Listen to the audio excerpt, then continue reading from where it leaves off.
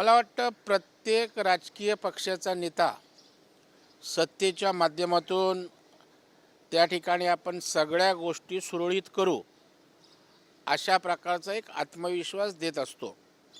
आणि राज ठाकरेंचाही तशाच प्रकारे की बाबा माझ्या हाती सत्ता आली तर आणखी कडकपणे मी कायदा सुव्यवस्थेचा प्रश्न हाताळीन अशा प्रकारचा त्याच्या मागचा मतितार्थ होतो.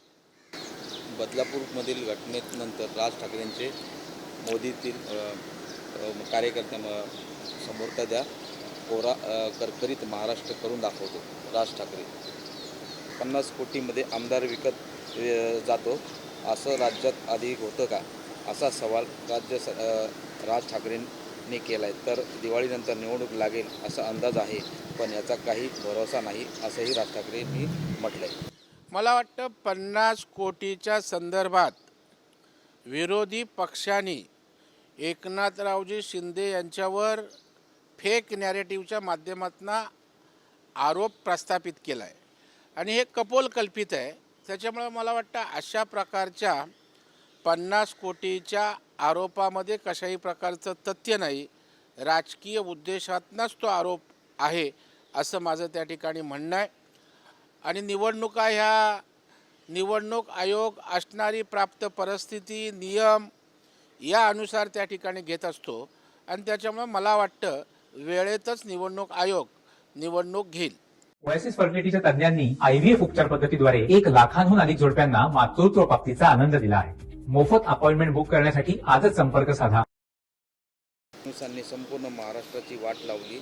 संजय राऊत देवेंद्र फडणवीस आल्यापासून महाराष्ट्रात बदनाम झाला आहे. संजय राऊतांचा देवेंद्र फडणवीसांवर हल्लाबोल.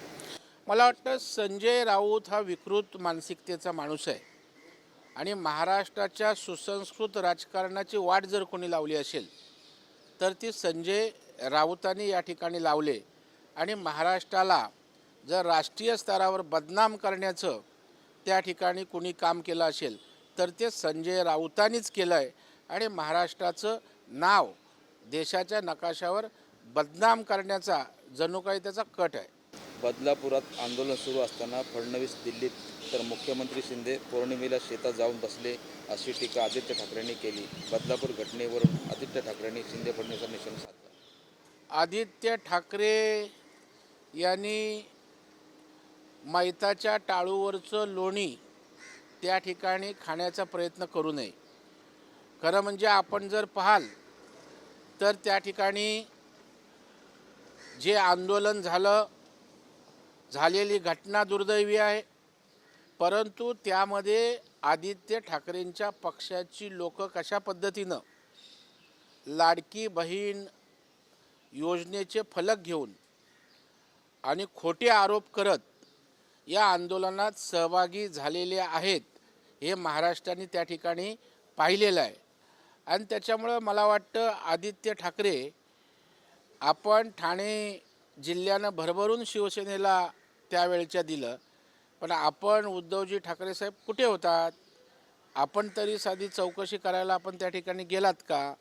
त्यामुळं कुठल्याही गोष्टीचे फक्त आरोप करायचे हा आदित्य ठाकरे उद्धव ठाकरे आणि उभाटा सेनेचा धंदा बनून राहिला आहे. अजित देसाई आरोपींची आधीची गुन्हेगारी पार्श्वभूमी तपासली जाणार. शंभूराज देसाई. नाही, मला वाटतं या संदर्भामध्ये राज्याच्या गृहमंत्र्यांनी स्पष्ट त्या ठिकाणी आदेश दिलेत. विलंब लावणाऱ्या पोलीस अधिकाऱ्यांवर त्या ठिकाणी निलंबनाची कारवाई झाली आणि जे याच्यामध्ये दिरंगाई विलंब कुचराई करणार असतील त्यांच्यावर कडक कारवाई त्या ठिकाणी केली जाईल. देशातील सर्वाधिक मतं मिळालेल्या 10 मध्ये मला मतं मिळाली असं पंकजा मुंडेंनी म्हटलं. आणि खरंच आहे ना, पराभव जय पराजय हे मोठमोठ्यांच्या नशिबीसुद्धा आलेले आहेत, परंतु ज्या पद्धतीनं जनतेनं मतदान केलं आहे ते मोठ्या प्रमाणावर आहे.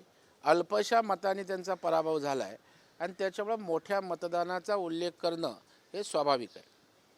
पूर्व परीक्षेची तारीख बदलण्यात आयोगाचा स्पष्ट नकार. तर कृषी सेवेची 258 पदं समाविष्ट करा, अन्यथा परीक्षा पुढे ढकलण्यासाठी विद्यार्थ्यांचं आंदोलन. आज MPSC आयोगाची बैठकीत निर्णय. मला वाटतं MPSC स्वायत्त संस्था आहे. परीक्षेच्या संदर्भात सारासार विचार करून निर्णय घेत असतं. त्याच्यामुळे त्यांच्या निर्णयावर प्रतिक्रिया कार्यपद्धतीवर करणं योग्य नाही.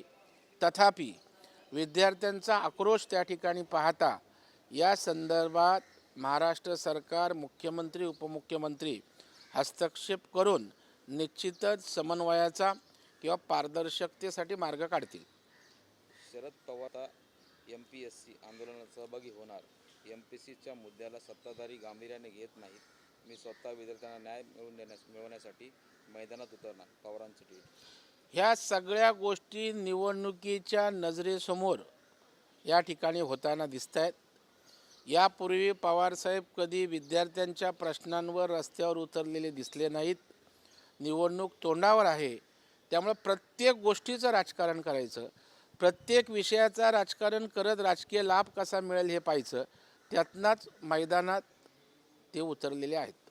पुण्यात MPSC विद्यार्थ्यांना आंदोलनात रोहित पवारांची भेट. मी जास्त काही बोलणार नाही, पण सरकारने नोटिफिकेशन काढलं नाही तर दाखवून देऊ. रोहित पवारांचा इशारा. नाही, त्या ठिकाणी पवारसाहेब मैदानात उतरलेत आणि त्यामुळं आगीत तेल ओतण्याचं काम रोहित पवार निश्चितपणे त्या ठिकाणी करतायत. काय दाखवून द्यायचं हे महाराष्ट्र पाहिल, परंतु दाखवायच्या अगोदर राज्य सरकार यामध्ये इंटरव्हेंट करून विद्यार्थ्यांना दिलासा देईल अशा प्रकारचा मला विश्वास आहे. दाखल करून घेण्यासाठीही आता आंदोलन करावं लागणार का? बदलापुरातील अत्याचाराच्या घटनेनंतर ट्विट करत राहुल गांधी यांचा सवाल. या संदर्भामध्ये ज्या अधिकाऱ्यांची यंत्रणेची दिरंगाई झाली त्या संदर्भामध्ये राज्य सरकारनं कडक कारवाईचे आदेश दिलेत, निलंबन केलेलं आहे. आणि राहुल गांधीची सरकार असताना इथे तर 1-2 दिवस पोलिसांच्या हलगर्जीपणामुळे त्या ठिकाणी काही दिरंगाई झाली असेल जी निंदनीय आहे. परंतु राहुल गांधीच्या काळात FIRच दाखल झाले नाहीत. महिनोन त्या ठिकाणी त्या विषयाकडे दुर्लक्ष झाल्याची अनेक उदाहरणं आपल्याला पाहायला मिळतील. नागपूरचे आंदोलन राजकीय हेतूने प्रेरित. लाज वाटावी. आंदोलक लाडकी बहीण योजनेचे बोर्ड घेऊन कसे आले? मुख्यमंत्री एकनाथ शिंदे यांचा विरोधकांवर संशय. मला वाटतं अत्यंत दुर्दैवी अशी गोष्ट आहे की झालेली घटना, अत्याचार अत्यंत हृदय हेलावणारा आहे, निंदनीय आहे, घृणास्पद आहे. तथापि या प्रसंगाच्या आडून आपण राजकीय पोळी भाजणं हे किळसवानं राजकारण या वेळेला विरोधी पक्षांनी केलेलं दिसलं. प्रिंटेड चांगले होर्डिंग्स माझी लाडकी बहीण योजना, मुख्यमंत्री माझी लाडकी बहीण योजनेचे दिसत होते. पूर्वनियोजित लोक आणण्याचं प्लान त्या ठिकाणी झालं आणि या दुर्दैवी प्रसंगाचा राजकीय लाभ मिळवण्याचा अत्यंत घृणास्पद अशा प्रकारचा किळसवाना प्रकार या मंडळींनी लाडकी बहीण योजना त्या ठिकाणी झाकली जावी, जो प्रतिसाद मिळतोय त्यावर त्या ठिकाणी मात करण्यासाठी जाणीवपूर्वक केलेला केविलवाना, दुर्दैवी आणि घाणेरडा अशा प्रकारचा हा प्रकार आहे. लायकीची माणसं आपल्या मंत्रिमंडळात आहेत का? FIR ट्विट करत बदलापूर आंदोलन प्रकरणावर संजय राऊतांचा सरकारला सवाल. संजय राऊतनी आपलीच लायकी तपासावी आणि मग दुसऱ्यांच्या लायकी काढण्याचा प्रयत्न करावा. ते पैसे काढण्यासाठी महिलांना भूदंड. ग्राहक सेवा केंद्र चालकाकडून पैसे काढून देण्यासाठी 30 रुपयांची मागणी.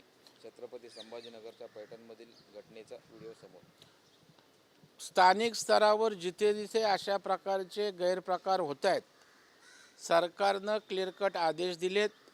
महिलांना कोणीही त्रास देऊ नये, त्यांच्याकडून काही पैसे घेऊ नये आणि जर अशा कुठे घटना घडतील तर त्यावर सक्त कारवाईचे आदेश सरकारनं दिलेत. याही घटनेची दखल घेऊन सरकार कारवाई करेल.